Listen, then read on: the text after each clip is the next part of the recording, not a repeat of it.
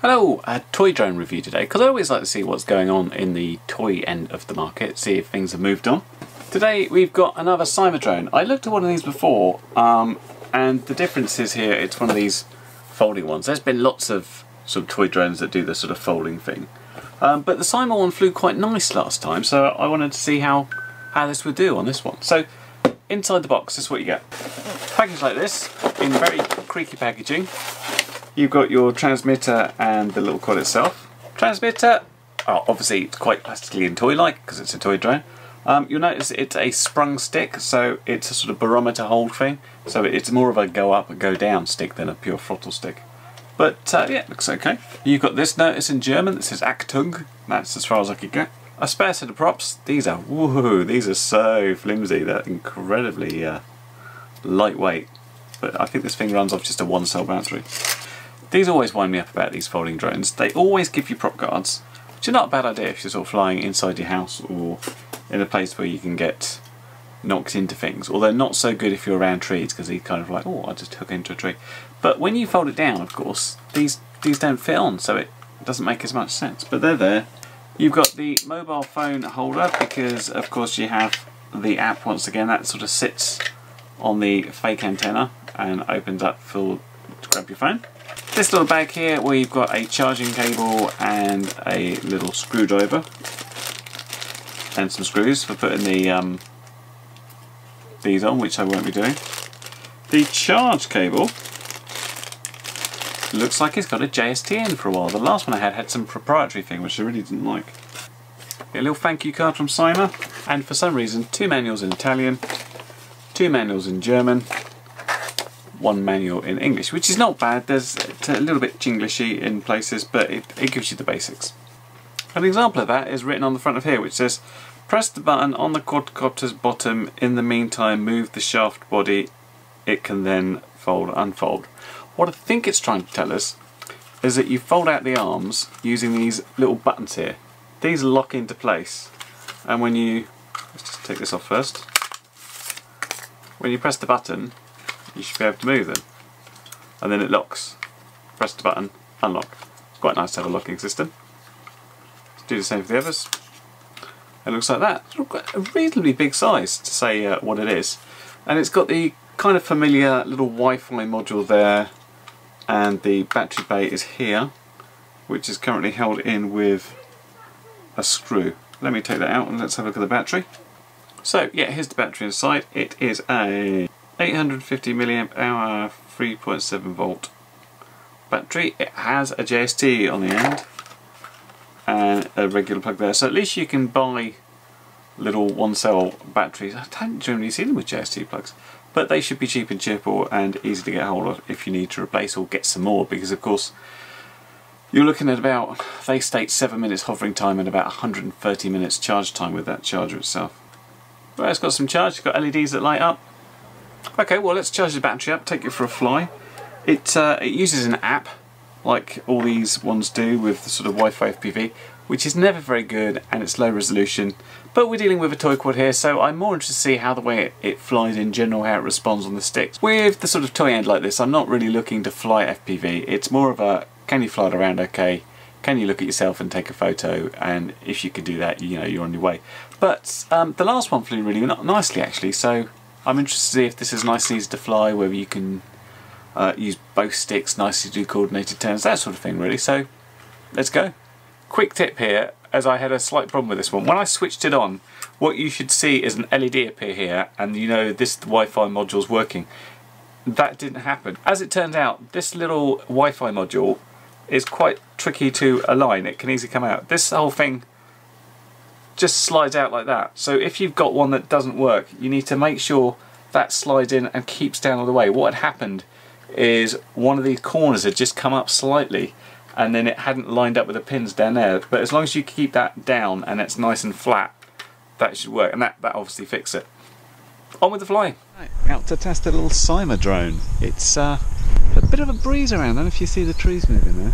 Probably breezier than I would like to test this in, but you know, in for a penny, in for a pound. Let's fly it around. I've got stick cam, I've got a head cam, hopefully doing screen recording as well, so we should get it from all the angles. Let's try it. Okay, a bit of wind noise. I'm not sure how that's going to go, but you know, we've got our best. Let's get this thing in the air. So, arm it up, and away it floats.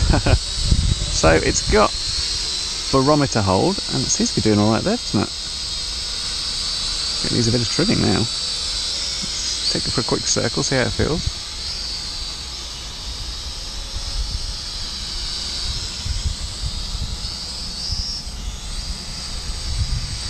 That is pleasantly gentle to fly. No, so it's handling the wind fine as well.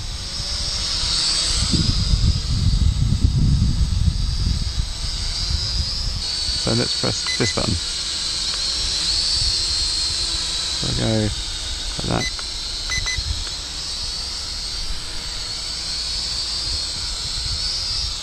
See the weights? That looks a little bit more rapid, doesn't it?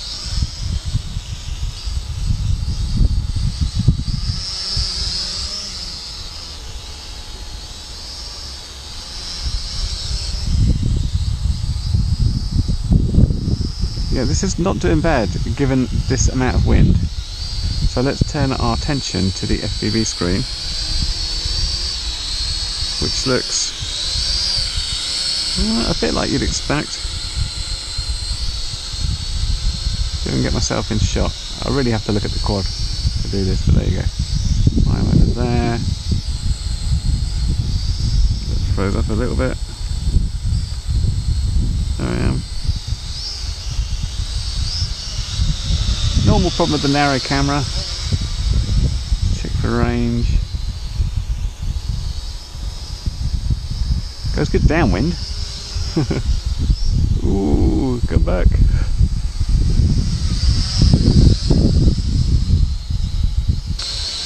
I know what that other button does. It's the flip button. It is the flip button. You hold this left button in, it will do a flip. Bizarrely. But this is a tiny little 1S cell, and it weighs nothing. So obviously it's going to drift around in this wind because that is light and the wind is strong. It's just the FPV signal, obviously. It's Wi-Fi, it's toy grade, it's pretty much what I'd expect. It's not very good, but you don't really expect much. You can go out and get yourself sort of a selfie. You're doing alright. Let's have a look. Try it again. Go up a bit. Very narrow. But I am... I was in the screen. Where am I? There I am.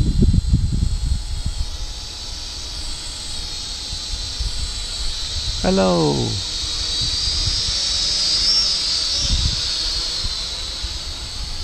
Well, I'll spare you the full 7-minute flight plus my voiceover with lots of wind noise just to give you some of the other details here. You will notice that I'm using a screen catcher from my phone here, and this is because it will actually show the lockups. You will notice as this flies along, aside from the very narrow angle, occasionally it completely freezes up and nothing happens. In the actual recorded image, and basically it looks the same as this but without all the icons on it.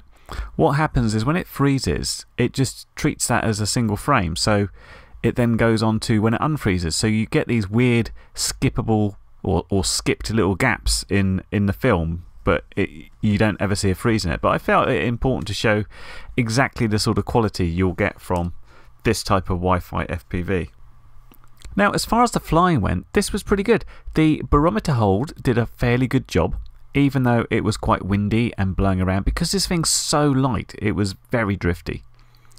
The sticks are proportional, so control felt very good. The only thing I'd have liked to have seen is a third rate. They had 2 rates. The first one was extremely docile. The next one, which I flew it in mainly, was pretty good, and I needed it really to get away from the wind, so I needed sort of full stick against the wind to get away from the trees. That said, I still managed to dump it into the ground once because the wind blew me down a little bit. But this thing was so light, it just literally bounced and was absolutely fine. So as I said, we got over 7 minutes on this battery, which I think is quite good, especially as it's JST and you could get a bunch more for it. The lights start to flash when it's time to come in, so let's get this thing in and land it. So you should be able to hold down this stick for a few seconds. But that doesn't, oh there you go, eventually. Or you've got the, this is the arm and disarm, so if you do that and do it again, that's your other way of disarming. Now I've got to admit, I struggle a little bit with these.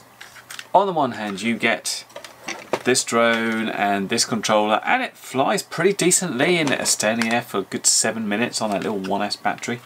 And you know, you can learn the basics of flight, you can learn coordinated turns and getting your orientation to do nose in hover and all that sort of stuff. That's all great for £50. However, when it comes to the actual FPV feed, it's just not up to scratch. Now, I've thought about this and I sort of thought, you know, am I being a bit snobbish because I fly, you know, hobby grade FPV stuff up there on the wall and the image is very good. But it's not really. I mean, it would put people off because the camera is so narrow, and of course because it's built to a price, it doesn't use 5.8 video, it uses a smartphone, because you know they don't have to have a screen and a receiver. They can just say, use your smartphone, here's this very standard Wi-Fi module thing, this will do the job, and you'll see it. The problem is with that is that the Wi-Fi signal is not very good, it keeps locking up. When it does work, there's quite a big lag there, so it's not really fit for purpose. I mean, you could see there when it was going along, it just had this zoomed in image of the grass. In order to get sort of myself at any distance, I'd need to be far away, and the whole thing's range is only about 50 meters.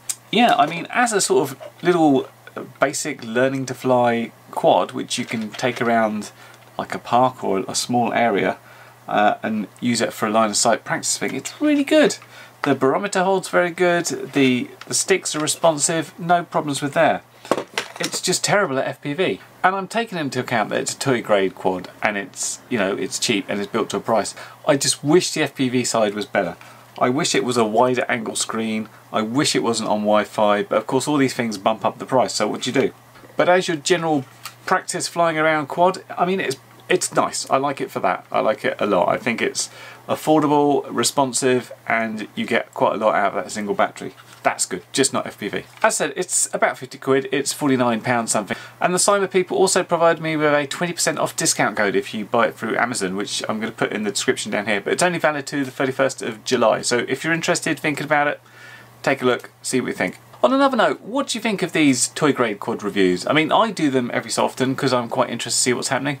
Do you find them useful or not so much? Would you prefer me to do other stuff? Interested to hear you. Shove a comment down below if you like. But I hope that's helpful, and I will catch you in the next video. Bye for now. Well, you've made it to the end of the video, so thanks once again for watching. If you like what you saw, then please consider subscribing, and if you really like what you saw, then be sure to check out the link to my blog for a variety of ways in which you can help support this channel.